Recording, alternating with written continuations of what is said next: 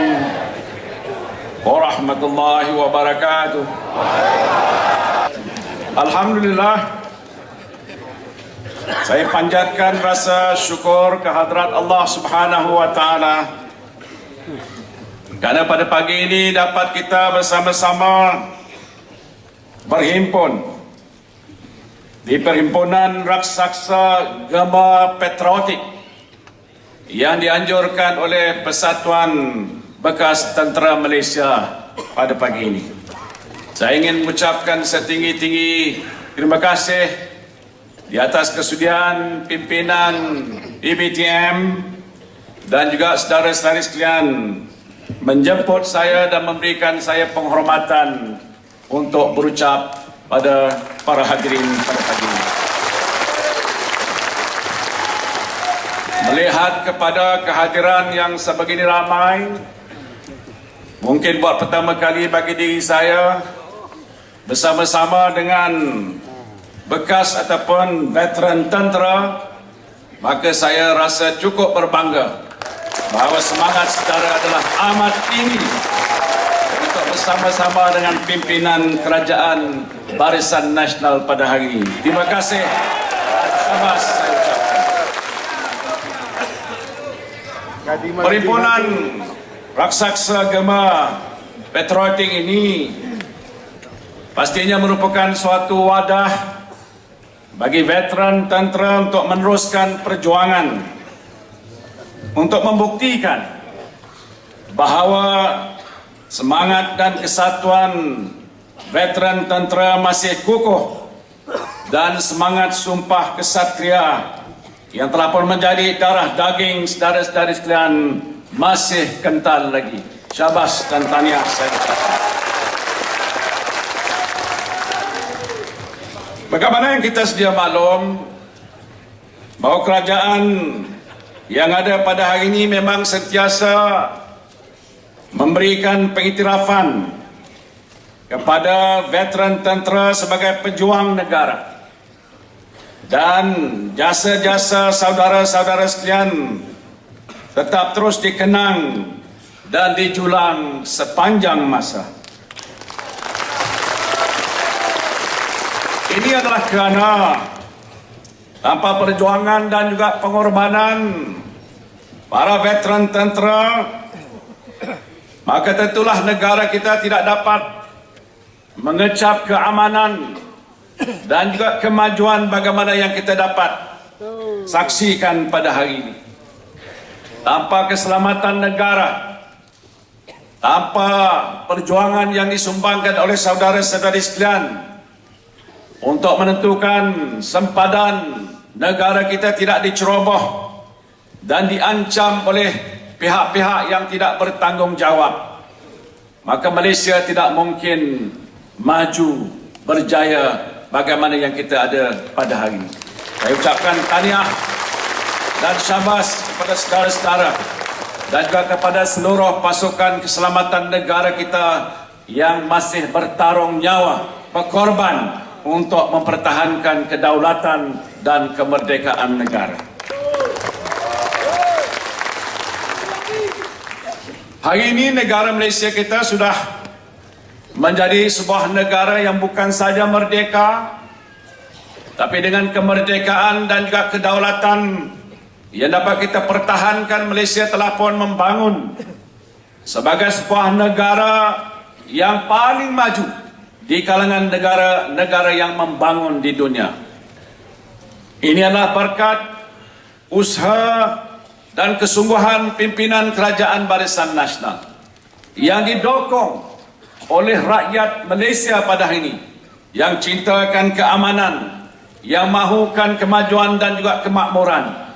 Maka atas dasar itulah kita telah pun bekerja bersama-sama membentuk kerajaan, membina negara, sehingga Malaysia pada hari ini adalah menjadi sebuah negara kebanggaan kita. Alhamdulillah. Untuk sampai ke sini bukan mudah. Saudara-saudara telah pun berjuang semenjak awal-awal kita merdeka. Sudah 56 tahun berlalu. Waktu mana kita berhadapan dengan ancaman-ancaman komunis, ancaman pihak-pihak yang sentiasa nak mencerobohi hak dan kedaulatan negara kita. Kita berganding bahu, kita sama-sama bangkit dan berjuang bersama-sama dengan pemimpin-pemimpin kita yang terdahulu untuk menentukan supaya negara kita kekal dalam keadaan aman dan sejahtera. Kita bina kekuatan kita itu berdasarkan iltizam dan keyakinan kita bahawa hanya dengan kesatuan dan perpaduan rakyat jelata sahaja bersama dengan kerajaan, maka Malaysia boleh mampu maju menjadi sebuah negara yang berjaya pada hari ini. Alhamdulillah. Atas dasar perjuangan kita juga bersama inilah, maka bukan saja Malaysia telah pun mencatat banyak kemajuan. Yang paling besar maknanya bagi kita di Malaysia ini ialah usaha kita untuk membenteras kemiskinan dalam negara kita. Waktu mula-mula kita mencapai kemerdekaan, hampir 67% daripada rakyat dalam negara kita ini adalah orang-orang yang miskin. Tidak memiliki apa-apa harta, tidak memiliki tanah, tidak ada apa-apa pendapatan yang setimpal dengan usaha mereka. Hari ini, selepas 56 tahun kita merdeka, kadar kemiskinan hanya tinggal 3% saja, iaitu satu pencapaian yang luar biasa, tidak dicapai oleh banyak negara-negara lain di dunia pada hari ini. Hatta kumpulan yang dikatakan termiskin pun dalam negara kita boleh dihitung kerana bilangannya tinggal beberapa puluh ribu isi rumah saja. Ini satu pencapaian yang agak luar biasa. Secara langsung dan tidak langsung adalah kerana perjuangan kita bersama. Perjuangan saudara, perjuangan kerajaan, perjuangan rakyat jelata yang sama-sama bangkit dan bangun untuk menentukan kita mencapai kemajuan bagaimana yang kita capai pada hari ini. Terima kasih pada saudara dan saudari sekalian.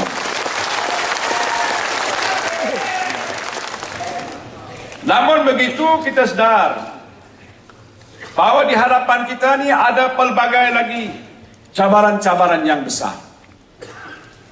Kita mahu supaya dalam tempoh 7 tahun yang mendatang, Malaysia akan menjadi sebuah negara maju. Ini janji pimpinan Kerajaan Barisan Nasional semenjak Tun Dr. Mahathir menjadi Perdana Menteri.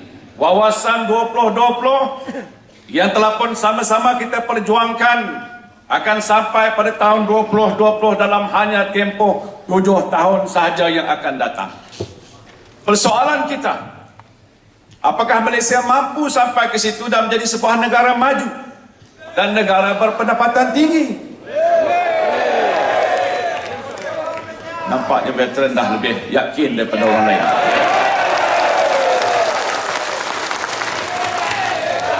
Kalau ikut perkiraan banyak pakar-pakar, hari ini saya tidak nak menceritakan soal keselamatan saja, kerana di hadapan saya ini adalah pejuang-pejuang yang memahami bukan saja kita berjuang dalam aspek keselamatan, kita berjuang dalam konteks yang lebih menyeluruh untuk membangunkan Malaysia sebagai sebuah negara yang aman dan berjaya.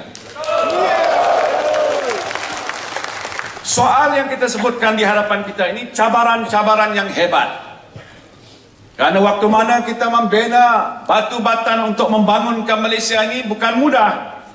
Ada ancaman, ada cabaran, ada cubaan, dan pelbagai-bagai usaha dibuat oleh pelbagai pihak untuk menghalang Malaysia mencapai impian kita untuk menjadi sebuah negara maju. Kuasa-kuasa asing tidak suka melihat kita berjaya. Ada juga kuncu-kuncu dalam negara ini tidak mahu melihat Malaysia mencipta kejayaan, kerana mereka ada muslihat politik untuk menggagalkan cita-cita dan perjuangan kita. Pertamanya, saudara, ialah pentingnya kita pertahankan keselamatan negara kita ini. Ini prasyarat untuk Malaysia berjaya di hadapan. Jangan ada puak-puak baik di dalam ataupun luar negara yang mau mencerobohi kedaulatan dan keselamatan negara kita. Saudara sebagai veteran dan pejuang kita yang ada di perbatasan akan bangkit dan bangun menentang mereka supaya kedaulatan negara kita akan terus dapat kita pertahankan. Kita sedar apabila peristiwa Lahad Datu berlaku, barulah rakyat Malaysia dapat menilai tentang penting dan mustahaknya keamanan dan keselamatan. Rakyat Malaysia yang sudah menikmati kemajuan dan keselamatan ini mungkin sebahagiannya mengambil ini sebagai suatu perkara biasa. Kalau dalam bahasa Inggerisnya disebut take things for granted.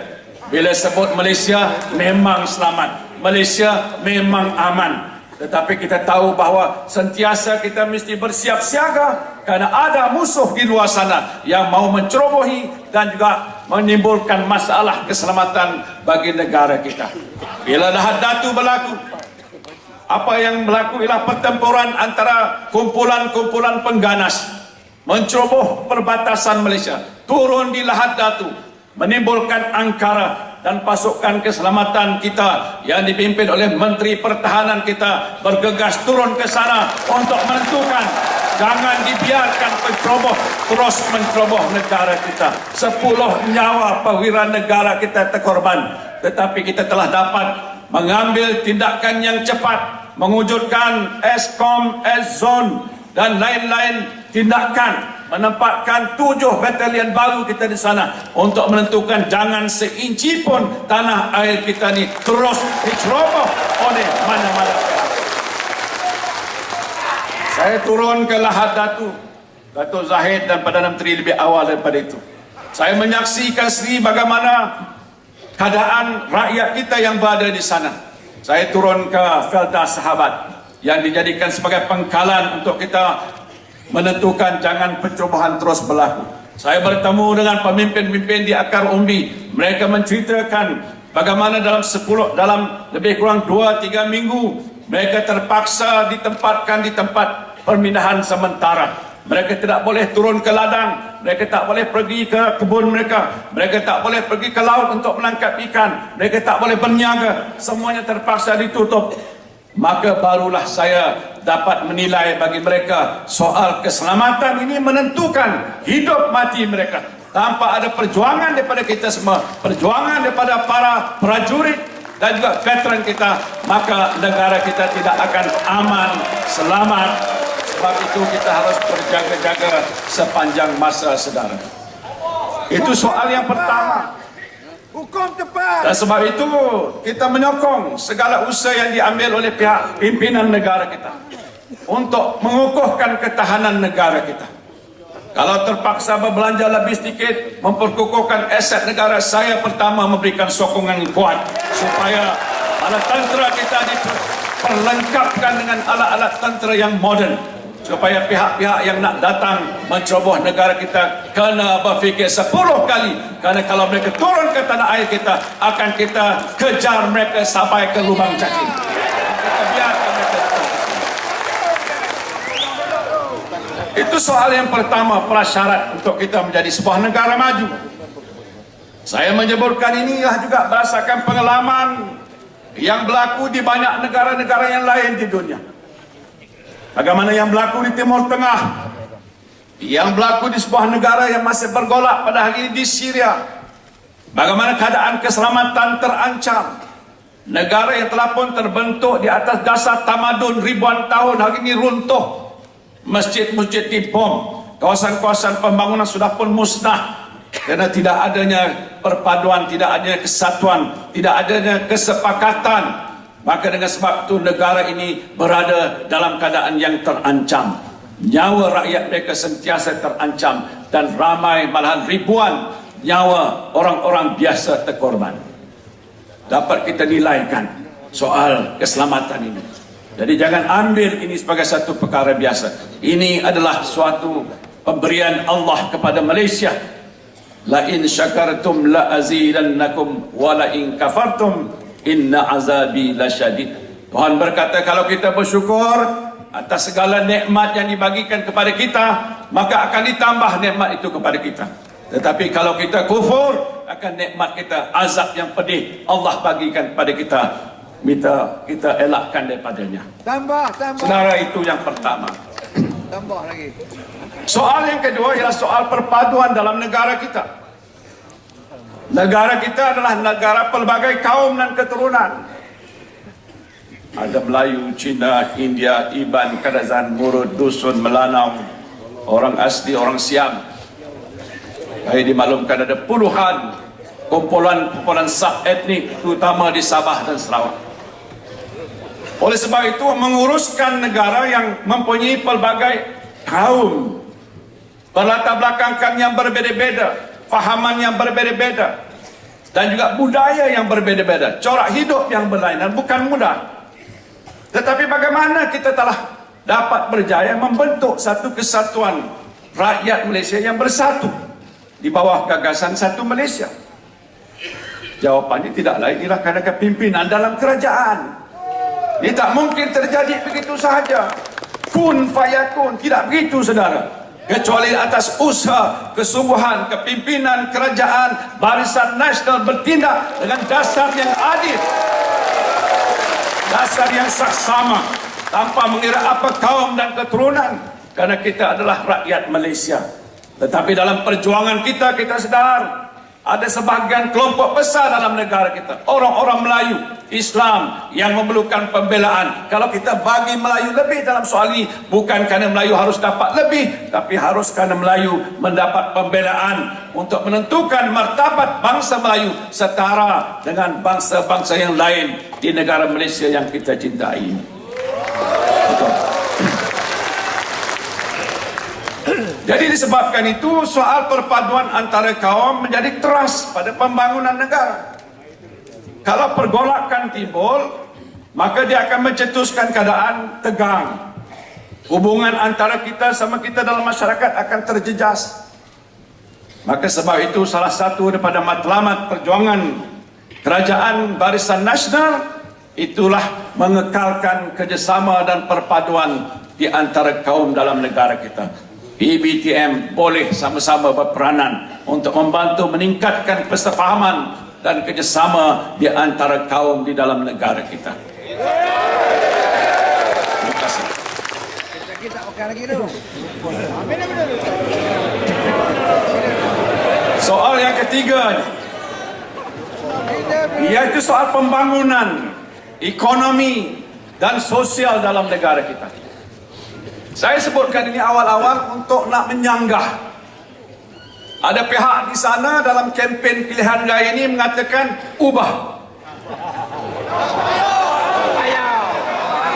Tak tahu kalau PBTM nak ubah.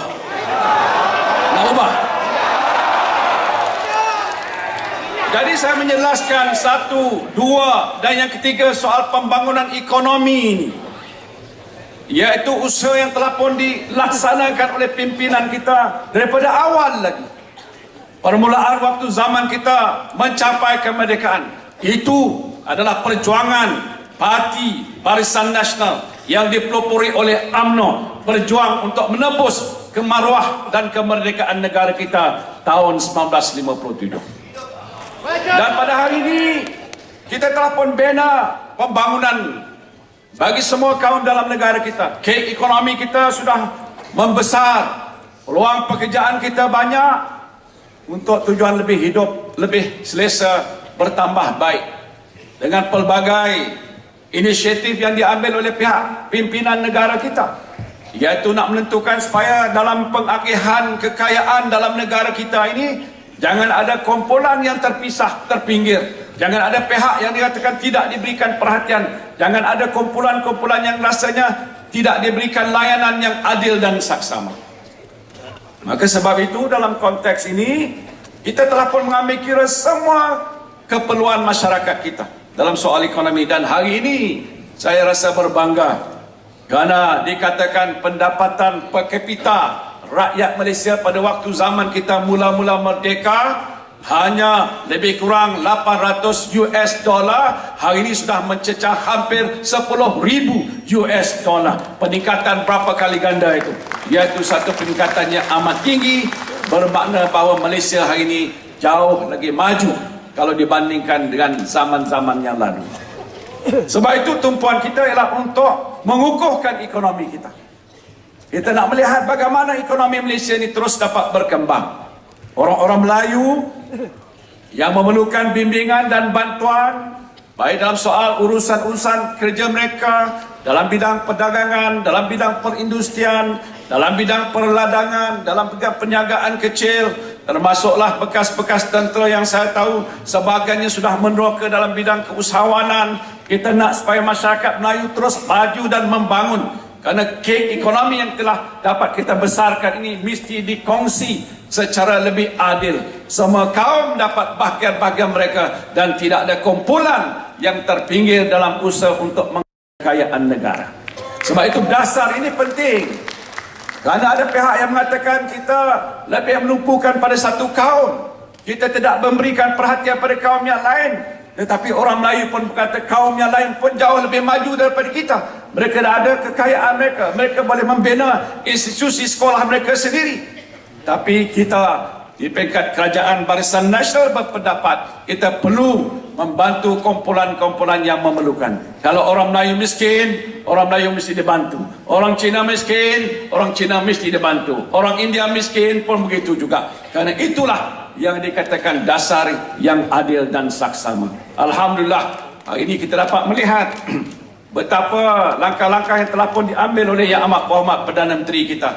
Dalam tempoh hanya 4 tahun selepas mengambil alih daripada Yang Amat Berhormat Datuk Abdullah Badawi, Perdana Menteri kita sebelum ini.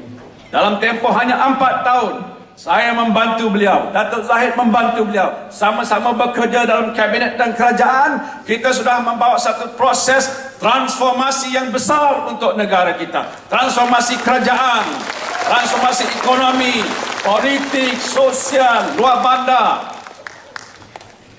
Saya tak tahu sama ada orang PBTM ada merasa atau tidak. Bantuan rakyat satu Malaysia. Pemberian khusus untuk anggota-anggota bekas prajurit, polis, tentera. Ada. Bantuan awal persekolahan. Kalau ada anak cucu balik. Bantuan untuk orang-orang bujang. Bantuan untuk pemandu teksi, sebahagian daripada mereka ada ahli-ahli PBTM juga. Bantuan untuk penjaja kecil. Bantuan untuk memberikan rawatan lebih murah dengan klinik satu Malaysia, restoran satu Malaysia, menu satu Malaysia. Ada 200 lebih produk satu Malaysia yang telah pun kita jalankan dalam tempoh 4 tahun yang memberikan nikmat kepada sebahagian besar rakyat dalam negara kita pada hari ini. Siapa kata mereka tidak dapat apa-apa? Minta pengen dinaikkan.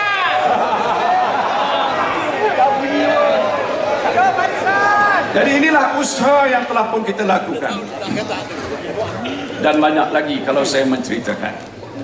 Namun begitu, langkah-langkah sebegini penting diteruskan.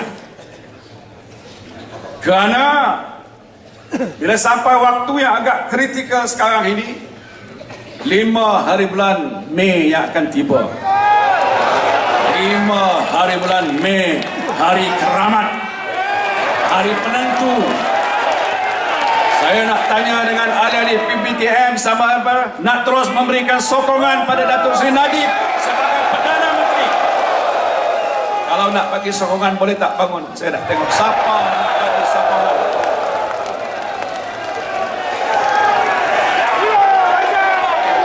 Hidup bien. Hidup bien. Hidup bien. Terima kasih.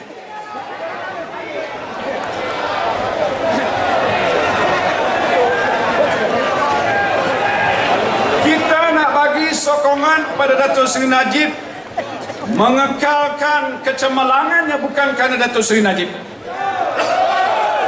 Kita nak mendukung beliau memimpin negara kita ialah kerana beliau adalah pemimpin yang beramanah, yang bertanggungjawab, yang mampu, yang berupaya untuk memikul tugas membawa Malaysia Malaysia ke sebuah negara yang maju menjelang tahun 2020. Beliau juga adalah simbol pada perjuangan bangsa Melayu dan juga bangsa Malaysia. Gagasan satu Malaysia yang telah diperjuangkan hari ini sudah mula menyerap dan menyinsap dalam jiwa setiap rakyat di Malaysia pada hari ini.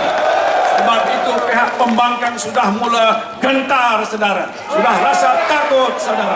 Anwar Ibrahim pun rasa takut, saudara. Ip Sinjang pun rasa takut. Hadi rasa takut. Mereka sudah bimbang.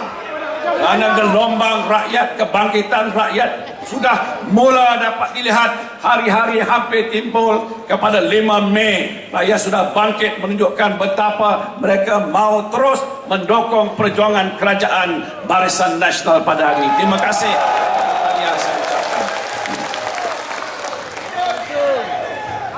Terima kasih. Saya sebutkan di peringkat awal tadi, pihak di sana nak menganjurkan ubah. Dia kata kali ini ajalah. Apa hal nak ubah? Kalau negara sudah aman, tenteram, nak ubah bermakna nak jadi huru-hara. Betul. Kalau negara yang sudah bersatu padu nak ubah bermakna perpecahan. Betul.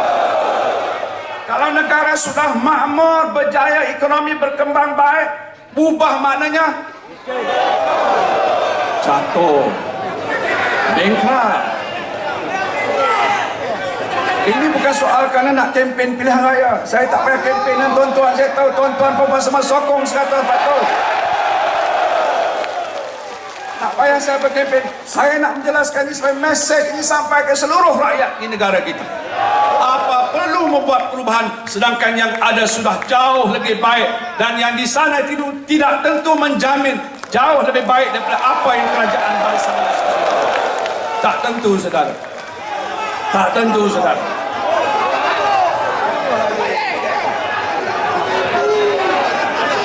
Mereka sama mereka bergaduh. Bila pemimpin PAS membuat kenyataan nak melaksanakan hukum hudud, nak melaksanakan negara Islam, yang pertama menentang ialah DAP, Kapasi, Kiksiang. Dia kata langkah mayat saya dulu. Jadi mereka ini nampak saja orang kata baik, tapi tidur satu bantal, mimpi mereka lain-lain, saudara. Malahan, minta maaf saya sebutkan, perjuangan PAS hari ini sudah menyimpang jauh. Jauh. Dia kata dia parti Islam. Tetapi kita tahu perjuangan mereka sudah menyimpang jauh daripada perjuangan ahli sunnah wal jamaah akidah. Banyak fatwa-fatwa amanat hadi yang dikeluarkan dahulu sampai hari ini tidak ditarik. Walaupun majlis fatwa kebangsaan mengatakan ini haram, ini bertentangan dengan akidah, mereka tidak bersedia untuk menarik, kerana mereka, bagi mereka kalau menarik itu adalah satu kesilapan besar bagi mereka. Baru-baru ini pun kita dengar Ni Aziz buat satu kenyataan, ibadah orang-orang UMNO tak dapat pahala. Saya nak tanya dengan ahli PBTN yang bijaksana, siapa yang menentukan pahala dan dosa? Siapa penentunya? Masya Allah. Jadi bila kita berhimpun hari ini, saudara, atas tema Gema Patriotik ini, saya nak memperluaskan pemahaman saudara bahawa patriotisme ini bukan terbatas pada soal perjuangan untuk mempertahankan kedaulatan dan keselamatan negara saja. Betul begitu. Kita nak mempertahankan dari segi ancaman-ancaman yang mungkin boleh berlaku kalau institusi kerajaan Barisan Nasional yang sudah ada runtuh oleh pihak parti pembangkang.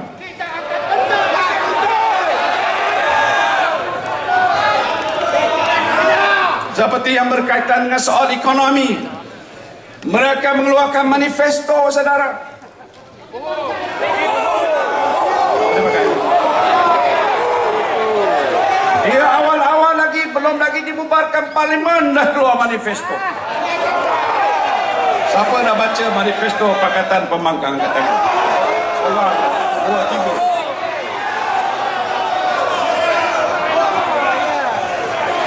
Saya nak menyebutkan ini bukan kerana apa, ini soal hak. Kulil haqqa walau kana murra. Katalah yang hak walaupun yang hak itu agaknya pahit diterima. Siapa yang pahit? Yang sana lah pahit. Mereka membentangkan satu manifesto, dan manifesto dalam mana-mana pilihan raya ini penting. Barisan Nasional ada manifesto, Pakatan Pembangkang pun ada manifesto. Jadi yang nak dinilai oleh rakyat bukan saja ungkapan pemimpin-pemimpin mereka dalam waktu kempen, tapi apa yang tersenarai disebutkan dalam manifesto mereka. Kita nampak belakang. Betul. Apa yang mereka tawarkan? Apa kamu mau? Apa yang PBTM mau? Dia bagi semua. Pertama dia kata kalau hari ini saya menang, besok harga petrol akan terus diturunkan lagi.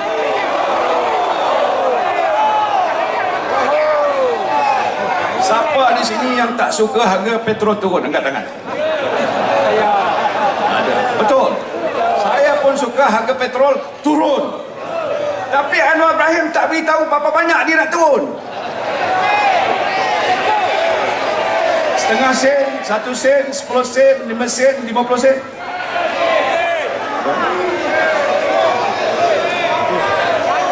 Dia sebutkan dia akan turun. Sebenarnya harga minyak hari ini pun sudah turun. Di bawah Barisan Nasional harga minyak sudah diberi subsidi 87 sen 1 liter.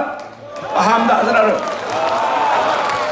Saudara bila pagi-pagi naik kereta tengok meter dah ke merah tu, pergi terus ke stesen minyak, isi minyak, bayar, jalan tak pernah tanya, lari macam pelesit, tak pernah bertanya apakah setiap liter itu telah ada sumbangan kerajaan Barisan Nasional. Sebenarnya setiap liter 87 sen telah disumbang oleh kerajaan Barisan Nasional. Satu bulan 2 bilion ringgit, satu tahun 24 bilion ringgit. Kalau Anwar kata nak turun, Barisan Nasional awal-awal lagi hari ini sudah penurunkan harga minyak, dia nak turun lebih banyak daripada itu. Baguslah. Tapi saya nak bertanya Anwar Ibrahim, berapa banyak kamu nak turun Anwar? 1 sen, 2 sen. Dia kata lebih banyak daripada Barisan Nasional dah turun. Kalau hari ini BN turun 2 bilion, dia nak turun mungkin 5 bilion, 10 bilion. Tuan-tuan, macam kita dalam rumah, kita jadi bapa, ada anak dan isteri minta macam-macam, kita kata tunggulah. Kalau mereka nak minta kereta Porsche yang mampu hanya motosikal, takkan nak bagi kereta Porsche. Walaupun saya pun nak kereta Porsche itu bagus, tapi saya tak mampu. Saya maksudkan kerajaan yang bertanggungjawab hanya boleh menawar sesuatu yang mampu diberi. Jangan negara ranap dan bankrupt hanya nak dapat undi, nak jadi Perdana Menteri, nak pergi ke kerajaan. Tak boleh saudara. Saya sebutkan hari ini sudah 24 bilion yang ditanggung oleh kerajaan. Kalau Anwar kata nak turun lagi mungkin jadi 60 bilion. Duit mana nak bayar 60 bilion? Minyak bukan percuma, syarikat minyak mesti dibayar. Oh, ambil Petronas. Dia kata ambil daripada Petronas. Ya, Petronas syarikat minyak kita. Kalau Petronas ni nak perah. Orang kata angsa emas yang betul emas ni satu hari angsa ni akan mati. Tak boleh saudara. Tak boleh buat. Kemudian dia janji lagi. Dia kata di dalam manifesto, kalau menang Pakatan Pembangkang saya akan hapuskan ini pinjaman PT-PTN. Siapa di sini anak-anak yang ada pinjam PT-PTN? Jadi kalau gitu tuan-tuan sokong Anwar lah.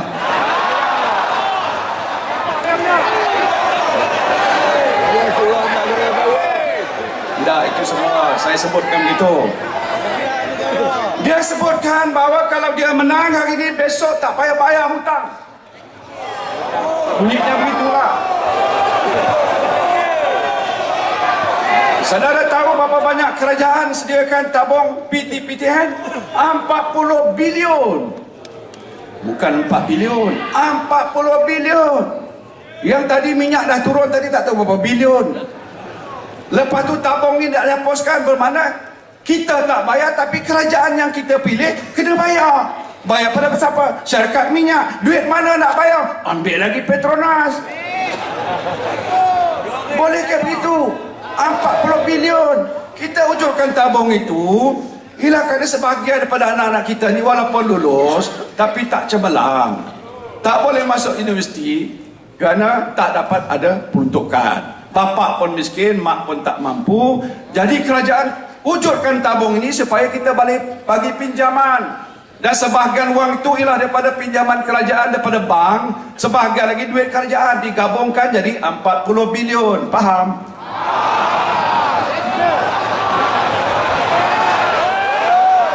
Yang tak faham siapa? Anwar Ibrahim tak faham. Jadi dia kata nak hapuskan, sedangkan hari ini sudah ada 1 milion pelajar kita yang dapat faedah daripada itu. Maknanya kalau besok tabung itu sudah ditiadakan hanya kerana nak pergi ke Putrajaya, yang akan datang anak-anak kita nak masuk universiti tak boleh masuk universiti. Pasal apa? Tak ada sumber dana. Pasal apa? Anwar kata dah tak payah bayar balik. Kalau ikut hukumnya setiap kali kita pinjam wajib bayar.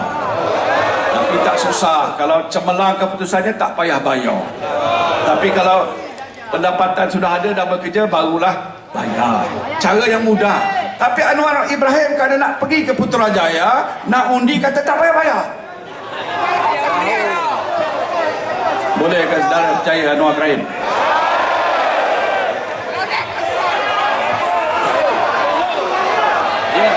Dia belakang kira. Ada lagi saudara. Ini tawaran murah. Cheap sale. Dia kata kalau menang pilihan raya, tol tak payah bayar. Saya pun setuju tol tak payah bayar. Tapi saudara tahu nak buat tol lebuh raya panjang-panjang ni kosnya berbilion-bilion ringgit. Yang kita naik lebuh raya utara selatan yang dulu Lim Kit Siang bawa ke mahkamah tak setuju, lepas tu dia yang naik macam pelesit. Kita belanja berbilion-bilion. Kalau nak suruh kerajaan aja buat tak mampu kerana dana kita tidak cukup, panggil orang-orang swasta bina. Dan bila dia dah bina nak siap, mestilah nak pungut balik. Kalau tidak siapa nak bayar kos, pinjam bank. Jadi terpaksalah dipungut balik. Kadar tu agak berpatutan, tak boleh senang-senang naik begitu saja tanpa ada kelulusan daripada kerajaan. Okey, kalau nak turun pun ataupun nak dihapuskan, bermakna apa? Bermakna Anwar Ibrahim kena panggil semua syarikat-syarikat ni duduk depan dia, bincang. Sekarang saya nak ambil alih pasal saya nak hapuskan tol. Jadi apa syarikat ni kata boleh? Datuk Seri Anwar Ibrahim, ente boleh ambil ini syarikat, tapi kena bayar saya 10 bilion satu company kata. Yang ni kata 5 bilion, yang ni 3 bilion. Boleh ambil, bayar banyak. Tadi dah berapa banyak yang saya kata minyak subsidi turun, PTPN tak bayar-bayar, tol akan diturunkan tanpa mengambil kira keupayaan kerajaan. Sebab itu bila Perdana Menteri suruh Menteri Keuangan 2, Datuk Zahid ada saksi, minta kaji ni. Ini manifesto Pakatan Pembangkang ni, kalau tak diteliti betul-betul, apakah maksudnya kepada negara? Kita kaji saudara. Bukan main-main kajian, panggil pakar-pakar duduk sama-sama. Dia kata kalau buat begini, satu, defisit negara, mana hutang negara akan meningkat naik sampai 11% daripada 45%. Apa maknanya? PBTN tak boleh dapat allow lagi dah. Gaji pegawai kerajaan tak boleh bayar lagi dah. Kerana nak bayar kena pinjam dari bank. Kalau orang menjaga nak bayar gaji pekerja pinjam bank, mana syarikat tu akan tutup. Negara akan bankrupt. Saya dah berapa lama cabar mereka untuk keluarkan kenyataan. Yang jawab cuma Rafizi. Anwar tak jawab, Kisiang tak jawab. Saya kata ini Rafizi siapa? Resek aja pada bawah ni. Dia kena beri penjelasan. Kerana kalau tak dijelaskan sekarang, rakyat akan terpedaya. Ini tawaran lebih baik daripada Barisan Nasional. Saya takut saudara. Sebab itu walaupun PBTM ni majlis ni lain, saya sebutkan hal ni kerana besok saudara nak undi, kok salah pilih kerajaan nanti. Naas kita juga.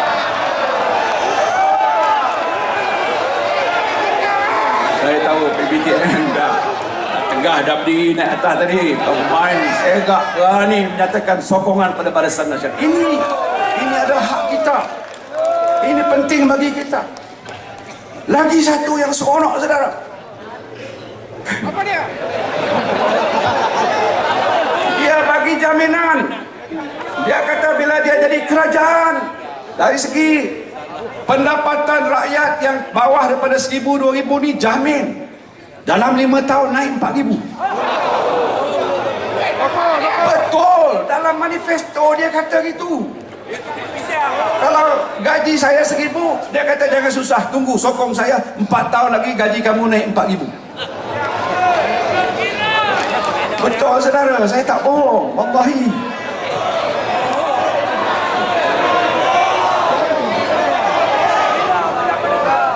Saya nak bertanya macam mana tu? Duit mana tu?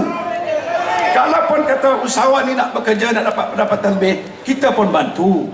Usaha bantu sikit-sikit, mula-mula 1,000. Oh, saya pun dah serap dah. 2,000, 3,000. Sikit-sikit. Lama-lama barulah jadi bukit. Anwar Ibrahim garanti 4 tahun, 5 tahun dapat 4,000 semua.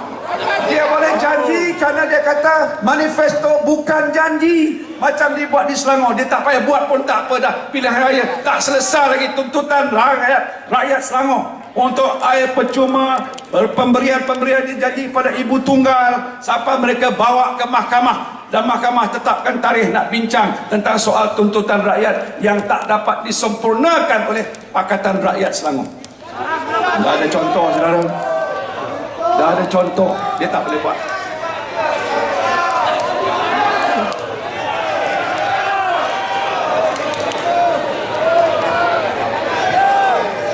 Jadi saya tak payah nak mempromosikan banyak manifesto dia. Manifesto Barisan Nasional ada 17 perkara. Tolong beli manifesto ni, bukan beli, dapatkan salinan. Dia bagi edar percuma. Simpan di bawah bantal. Bila tidur mimpikan manifesto Barisan Nasional. Segala apa yang tercatat di dalam tu insya-Allah akan dilaksanakan dan ditunaikan.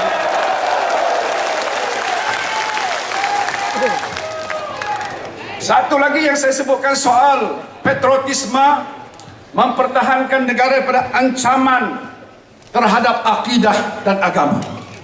Ini lebih serius benar. Masya Allah. Saya dah nak cakap itu, orang nak cakap LGBT, pluralisme, liberalisme, nak hapuskan undang-undang liwat kan ini sudah ketinggalan zaman, kata dia.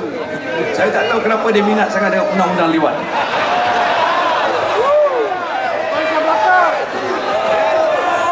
Ya, belakang kita. Dan bukan itu saja. Dalam gabungan Pakatan Pembangkang ada PAS, Parti Islam se-Malaysia. Bagaimana banyak perkara yang disebutkan oleh pemimpin mereka dari sudut agama amat bertentangan. Hari ini saya dengar beberapa hari yang lalu di Putrajaya bila kempen Husam yang bertanding lawan Tengku Adnan, wakil Barisan, dia bawa seorang kafirun. Entah nama dia Datuk apa, Mr. Raja Raknam. Dia bawa ke situ untuk menjelaskan saya ni ialah bukan orang Islam, nak membetulkan akidah orang Islam.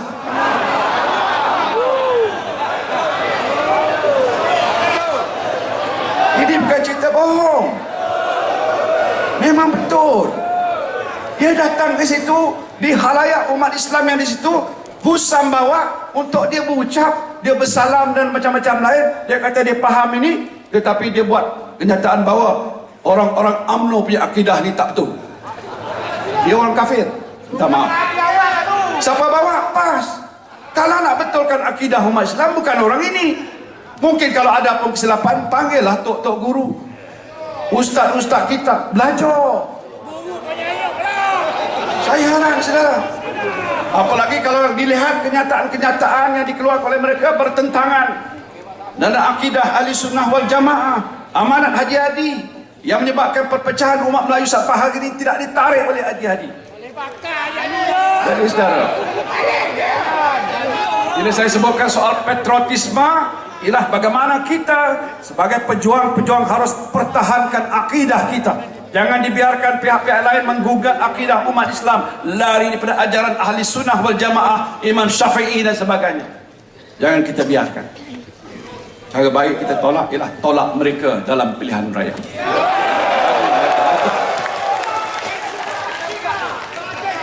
Termasuk juga mempertahankan daripada ancaman budaya-budaya liar. Apa disebutkan tadi? LGBT, lesbian, gay, bisexual dan transgender. Apa binatang tu wallahu a'lam. Tapi katanya ini adalah amalan-amalan orang-orang barat. Antara lain membenarkan perkahwinan sejenis. Perkahwinan sejenis.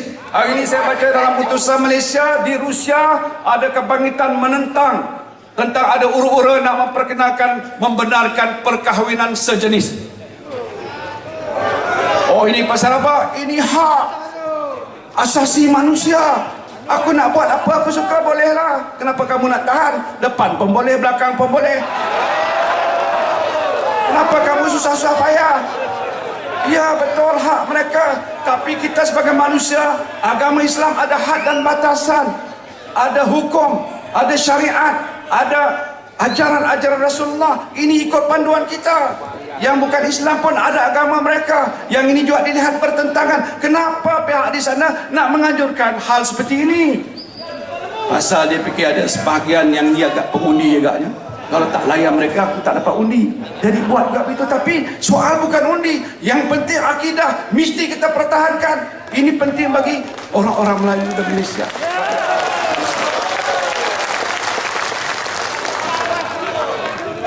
Saudara, saya dah cakap banyak.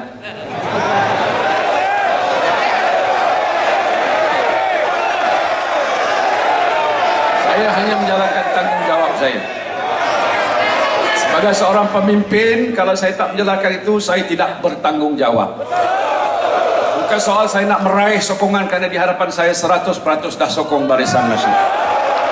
Tapi mesej ini saudara harus sampaikan pada keluarga kita, sahabat kita dan sebagainya, menjelaskan pada mereka jangan tersilap pilih kerajaan, dalam tersilap pilih parti dalam pilihan raya. Kalau tersilap pilih, inilah bahana-bahana yang kita akan timpa, na'udzubillah.